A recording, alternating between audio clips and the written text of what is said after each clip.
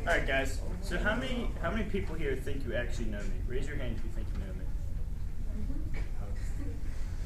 Krista, when's my birthday?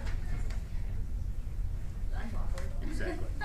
So, what, I don't mean to call you out or anything, but like, we've been here for 4 years.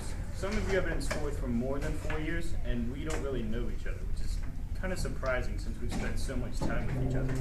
We walk past each other every day, and we're just like, oh hey, yeah.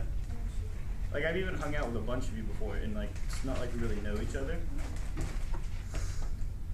It's also interesting because we have one of the smallest graduating classes in Baldwin compared to other ones. We have a little bit over 300.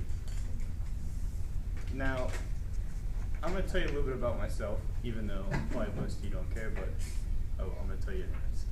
It all started out on July 15th, 1997. That was when I was born. When I was young, I was extremely shy, didn't really do much. Just hung around at home, played video games. Actually, if you ever look through the pictures, Mr. Hill, there's pictures from when I went to Disneyland. There's like a bunch of Star Wars stuff. I put those in there because I thought you would like it. But anyways, whenever I was young, I didn't really do a ton. Hung at home. I don't really remember too much from my childhood. One of my experiences that I won't forget was whenever I was really young, I was at my grandparents' house, and I sat next to their hot tub. And whenever I was sitting there, I just fell right in. And all I remember is being grabbed by my diaper and yanked right out of the pool. I don't know why I told you that, but it was just worth it. And in middle school, I was very awkward and shy. I had that Justin Bieber long hair that all the kids had. And I was forced to play sports or do some kind of activity whenever I was younger. And I was like, I hated it because whenever I was younger, I wanted to play football. But my parents would never let me because they said it was too much money, because it was. So I started out playing stuff like when you were little, you obviously start playing like soccer. I wasn't much of a runner because whenever I was a kid, I was really fat. So I never really liked it. They had me play goalie, sucked at that too. But I made friends from it, and that's the whole reason why I enjoyed it. In baseball, I also hated it. I sat in the outfield and played with grass, hawks, and insects. But I did meet some friends there. But what I'm trying to get out of this is, there's a bunch of whether you don't like to do something or you do, you're gonna look back at it and be like, wow, I actually do like that because of everything that happened. In football, I also didn't like that because, well, I didn't like the aspect of football, but I liked the friends I made from it. One of my really good friends who I've been friends with all year, Bart, I probably wouldn't be friends with him if it wasn't for football. We did so much stupid stuff while we were there, but the aspect of actual football was terrible. I absolutely hated it. I had walking pneumonia, if any of you know what that is. It's awful. It fills mucus in your lungs. And my parents would thought I was faking it whenever I had it because all I ever did was say, Mom, I'm sick, I don't want to go to football. So I sat there, practice after practice, throwing up. Friends like, oh, you're faking it, you're faking it. Eventually they finally took me to doctors and I got it fixed. But anyways, if it wasn't for the fact that they pushed me to do things I didn't want to do, they pushed me out of my comfort zone, it made me the person who I am today, and I thank them for that. And on to my parents. They're kind of old-fashioned, at the same time they're not. They made me pay for everything that I do. When I played hockey, I pay for most of hockey myself. They help me out in ways I can. Hockey in itself is $900 to $1,000 just to play for the season, and my leg pads are actually $500 just in themselves. So I have to work a lot. I was working anywhere from 2 jobs at a time to constantly working through the summer. And when I didn't have, I started working very young. Around 14, I started cutting grass for money because I also had to pay for my cell phone.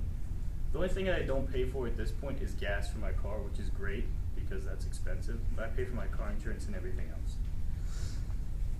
else. And going back to sports, hockey really stuck with me whenever I was going through playing it.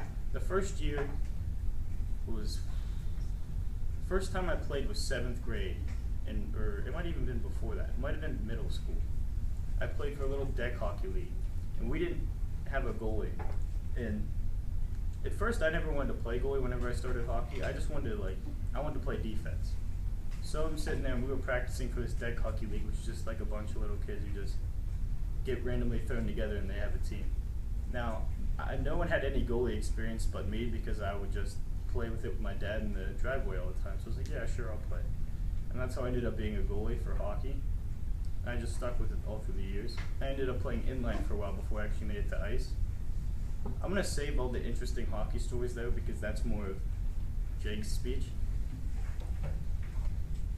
But I've made a lot of friends from it, and some of the best friends I have now, which obviously is Jake and all my other friends from hockey, they've really like taken me out of my comfort zone and did a bunch of silly stuff. If it actually wasn't for most of my hockey friends, I wouldn't have my girlfriend now, Kayla, and just a bunch of other great stuff from them. And another thing is like taking it out of your comfort zone. I went horseback riding with Kayla like, let's say, a couple weeks ago. And I am absolutely terrified of horses because they're giant animals that literally could crush you in like one step. And my mom was like, oh, you're gonna love it, you're gonna love it. I didn't want to go at all. But I said, you know what, I'll go, even if I don't like it or not. And Kayla asked me, go take a picture next to the horse for your mom. And I'm standing here like this is the horse, I'm like. And then by the end, I was on the horse riding it all the way back. I had a great time. But it's just like, even if you don't want to do something, you might as well give it a shot because you don't know if you're going to like it or not until you actually try it. That's exactly what I was thinking the whole time, like, whenever she asked me to go. All in all, I actually have a quote here.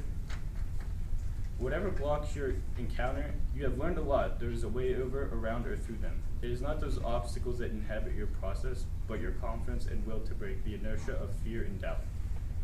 Now, what that's saying basically is, it's like, even if you don't want to do something or if you're scared to do something, you might as well still give it a shot. The worst you can do is just fail. I mean, who cares if you fail? At least you did something about it. But overall, it's more or less, whenever you get older, you have to keep making sure you want to do stuff you don't want to do because that's how you're going to grow as a person. That's all.